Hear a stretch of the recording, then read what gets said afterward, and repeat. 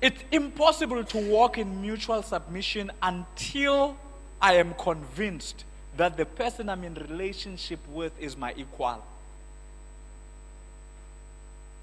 So, the first thing is, for example,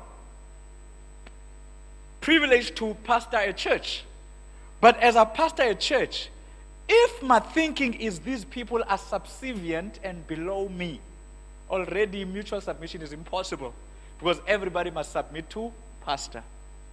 I can't submit to any other person's leadership here because according to me, I'm the head. But my theory of leadership is leaders are ahead, not above. Leaders are ahead. So, I might be ahead to the people I am with, but I am not above them because dominion is not over people, it's over things. So many people have assumed dominion over others. That's why the concept of submission means control, manipulation, and subservience, which is an ungodly thing. So mutual submission, the first assumption is we are equals. We might not, and for me equals means we are equally important. Our roles might not be the same, but in terms of humanity, we are equal. If you have that assumption, the whole issue of mutual submission is important. Because if for example, an usher says to me, sit here, I must understand that I'm pastor in this church, they are usher in this church. Our roles might not be equal, but they are equally important. So I can submit to that usher because their role is as important. That's why every part, when Umel, in fact, it started when this hall was prepared. And then we were led in intercession.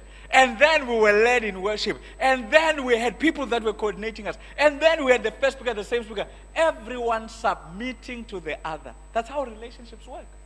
But Tina, we use submissions in terms of dominion.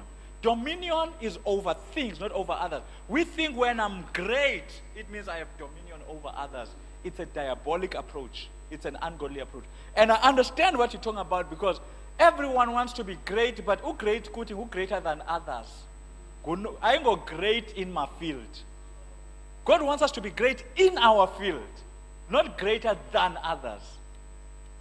So, one of the things that changed my life, for example, in ministry, was understanding that I am here for people and people are not here for me. Because sometimes in leadership, in relationship, let's say husband and wife, husband thinks my wife is here for me. No, I'm here for her. I hope she thinks like that too. Do you get it? So in most cases, we have people that are controlling and manipulating because they think everything exists for them, which is wrong. So I hear what you're saying, and it's deep because that's the problem. When I won't.